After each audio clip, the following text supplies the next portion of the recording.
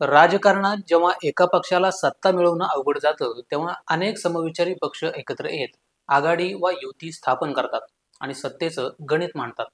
1980च्या पूर्वार्धात सुरू झालेली भाजप-शिवसेना युती ही देशाच्या राजकीय इतिहासातील सर्वात महत्त्वाची युती आहे. पण सर्वप्रथम युतीची स्थापना कधी झाली, युतीचा इतिहास नेमका काय आहे, तेच आपण या व्हिडिओच्या माध्यमातून समजून घेणार आहोत. नमस्कार, मी गजानन पौळ आणि तुम्ही पाहताय रुतम मराठी. युतीचा इतिहास समजून घेताना आपल्याला 1977 मध्ये जावं लागेल. युतीची स्थापना होण्याआधी देशात जनता पक्षाचं सरकार होतं. 1975 मध्ये इंदिरा गांधींनी लावलेली आणीबाणी 1977 मध्ये उठवली गेली आणि त्यानंतर झालेल्या निवडणुकीत काँग्रेसला पराभव पत्करावा लागला आणि पंतप्रधान मोरारजी देसाई यांच्या नेतृत्वात सरकार स्थापन झालं. जनता पक्षात एकूण 13 पक्ष सहभागी झाले होते. खरं तर हे पहिलंच बिगर काँग्रेसचे सरकार होतं. त्यानंतर काहीच महिन्यात या सहकारी पक्षामध्ये कुरबुरी सुरू झाल्यानं अविश्वास ठराव मांडले गेले. मोरारजी देसाईंना 2 वेळा अविश्वास प्रस्तावाला सामोरं जावं लागलं. यात पहिल्यांदा त्यांना कोणतीच अडचण आली नाही. मात्र दुसऱ्या वेळी पक्षातील असंतोष वाढला होता आणि काँग्रेसकडून मांडण्यात आलेल्या अविश्वास ठरावानंतर पराभव होणार हे निश्चित झालं होतं. शेवटी 15 जुलै 1979 मध्ये मोरारजी देसाईंनी पंतप्रधान पदाचा राजीनामा दिला. त्या काळात देशात हिंदुत्वाला हळूहळू मान्यता मिळायला सुरुवात झाली होती. शिवसेना ही हिंदुत्ववादी संघटना मुंबई, कोकण आणि मराठवाड्यातील भागात विस्तारत चालली होती. बाळासाहेब ठाकरे यांनी 1966 मध्ये या शिवसेनेची स्थापना केली होती. खरं तर 1975 मध्ये इंदिरा गांधींनी लावलेल्या आणीबाणीचं बाळासाहेबांनी उघड समर्थन केलं होतं. त्यामुळे त्यावेळी ते काँग्रेसच्या जवळ आले होते. जनता पक्षाच्या सरकारमध्ये शिवसेना नव्हती ती यामुळेच. मात्र 1979 मध्ये जनता पक्षाचा प्रयोग फसला. जनसंघ त्यातून बाहेर पडला आणि 6 एप्रिल 1980 मध्ये भारतीय जनता पक्षाची स्थापना झाली. काँग्रेसचे तत्कालीन मुख्यमंत्री वसंतराव नाईक यांनी शिवसेनेच्या मदतीने मुंबईतल्या कामगार संघटनावरती असलेलं साम्यवाद्यांचं नियंत्रण कमी करून तिथं काँग्रेसचा जम बसवला. म्हणून त्या काळात शिवसेनेला वसंत सेना असंही म्हटलं जाऊ लागलं. पण पुढे 1982 मध्ये आपण काँग्रेसची साथ सोडत आहोत अशी घोषणा शिवसेनेकडून करण्यात आली. सुरुवातीला मराठीचा मुद्दा घेऊन पुढे आलेली शिवसेना काँग्रेसपासून दुरावल्यामुळं आणि हिंदुत्वाकडे झुकल्यामुळंच भाजपसोबत युती करणं शक्य झालं. कारण 1951 मध्ये स्थापन झालेला भारतीय जनसंघ स्थापनेपासून हिंदुत्वाच्या भूमिकेशी ठाम होता. त्यामुळे जेव्हा बाळासाहेबांनी हिंदुत्वाचा मार्ग धरला तेव्हा आधीचा जनसंघ आणि नंतरच्या भाजपने शिवसेनेचा युतीचा प्रस्ताव स्वीकारला.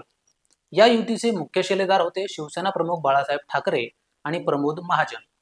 1984च्या लोकसभा निवडणुकीत शिवसेनेनं पहिल्यांदाच भाजपसोबत युती केली. त्यावेळी शिवसेनेच्या उमेदवारांनी भाजपच्या कमळाच्या चिन्हावर निवडणूक लढवली होती. आता हे ऐकून कदाचित अनेकांना विश्वास बसणार नाही, पण आजच्या घडीला भारतातील सर्वात मोठा पक्ष असलेल्या भाजपने 1984 साली झालेल्या या लोकसभा निवडणुकीत केवळ 2 जागा जिंकल्या होत्या. पुढे 1980 आणि 89 मध्ये भाजपने राम जन्मभूमीचा मुद्दा हातात घ्यायचं ठरवलं. देशभर हा मुद्दा पोहोचवण्यासाठी खरं तर संघ, विश्व हिंदू परिषद यांसारख्या संघटना काम करत होत्याच. मात्र राजकीय वातावरण तयार करण्यासाठी शिवसेनेसारख्या इतरही समविचारी पक्षांशी जुळवून घेणं गरजेचं आहे याची जाणीव भाजपच्या धुरंधरांना होती. म्हणून त्यांनी शिवसेनेशी युती केली होती. पुढे 1989 मध्ये शिवसेना आणि भाजपने युती करून एकत्र विधानसभेची निवडणूक लढवली. यावेळी प्रमोद महाजन आणि बाळासाहेब ठाकरे यांच्या अनेक प्रचार सभा आयोजित करण्यात आल्या होत्या. या काळात महाराष्ट्रात बाळासाहेबांनी 47 सभा घेतल्या. त्यापेक्षा कितीतरी अधिक सभा महाजनांनी घेतल्या होत्या.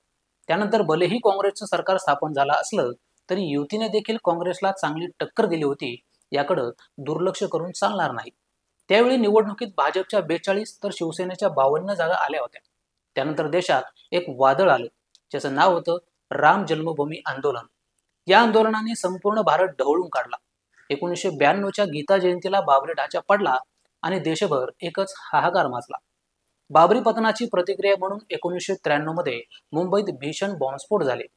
सलग 12 बॉम्बस्फोटांमुळे मुंबई हादरली. त्यानंतर मुंबईत मोठी दंगल उसळली. हिंदूंच्या कत्तली सुरू झाल्या. मात्र त्यावेळी बाळासाहेबांनी मुस्लिम गुंडांपासून मुंबईच्या हिंदूंचं रक्षण केल्यामुळं मुंबई वाचली असं अजूनही मुंबईकर सांगतात. या सगळ्यामुळं हळूहळू हिंदुत्वाला अनुकूल वातावरण निर्मिती झाली. पुढे 1995 मध्ये देखील भाजप शिवसेनेने एकत्र निवडणुका लढवल्या. त्यावेळी भाजपने 116 तर शिवसेनेने 169 जागा लढवल्या. हिंदुत्वाच्या लाटेवर स्वार होत युतीला या निवडणुकीत मोठं यश मिळालं. शिवसेनेचे 73 तर भाजपचे 65 आमदार निवडून आले. या दोन्ही पक्षांनी मिळून महाराष्ट्रात युतीचं पहिलं सरकार स्थापन केलं, ज्यामध्ये शिवसेनेचे मनोहर जोशी मुख्यमंत्री आणि भाजपचे गोपीनाथ मुंडे उपमुख्यमंत्री झाले. पुन्हा एकदा 1999 मध्ये झालेल्या निवडणुकीत युती मोठ्या उत्साहात मैदानात उतरली. मात्र यावेळी युतीची घसरण झालेली पाहायला मिळाली. युतीला यावेळी 288 जागांपैकी 125 जागा जिंकता आल्या. यामध्ये भाजपला 56 तर शिवसेनेला 69 जागा मिळाल्याने त्यांना बहुमताचा आकडा पार करता आला नाही. खरं तर त्याच वर्षी काँग्रेसपासून फारकत घेत शरद पवारांनी राष्ट्रवादी काँग्रेस पक्ष स्थापन केला होता आणि काँग्रेस आणि राष्ट्रवादी काँग्रेसनं निवडणूकपूर्व युती न करता एकमेकांविरुद्ध निवडणूक लढले होते.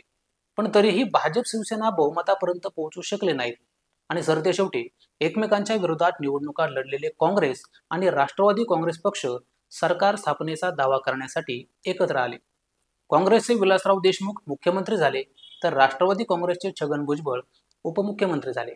पुढे 2004 आणि 2009 मध्ये शिवसेना आणि भाजपने एकत्र निवडणुका लढवल्या, पण याही वेळेस त्यांना सत्ता काबीज करता आली नाही. पण 2014 मध्ये महत्त्वपूर्ण वळण आलं, जेव्हा नरेंद्र मोदींच्या नेतृत्वाखाली भाजपने केंद्रात बहुमत मिळवलं आणि युती, ज्याला तेव्हापासून महायुती म्हणून ओळखलं जाऊ लागलं होतं, ती महायुती महाराष्ट्रात सरकार स्थापन करण्यात यशस्वी झाली. तेव्हा पहिल्यांदाच भाजपचे देवेंद्र फडणवीस हे राज्याचे मुख्यमंत्री झाले. पण 2014च्या महायुती सरकार स्थापनेच्या घटनेमागे खूप काही घडलं होतं. कारण 2014 हे तेच वर्ष होतं ज्या वर्षी पहिल्यांदा भाजप शिवसेना युती तुटली होती. मग ते परत एकत्र कसे आले आणि त्यानंतर पुढे गेल्या 10 वर्षात महायुतीचा प्रवास कसा झाला, याची माहिती आपण पुढच्या भागात घेणार आहोत. तर युतीचा हा इतिहास तुम्हाला कसा वाटला ते कमेंट करून जरूर सांगा आणि असेच माहितीपूर्ण व्हिडिओज पाहण्यासाठी ऋतम मराठी न्यूजला सबस्क्राईब करा.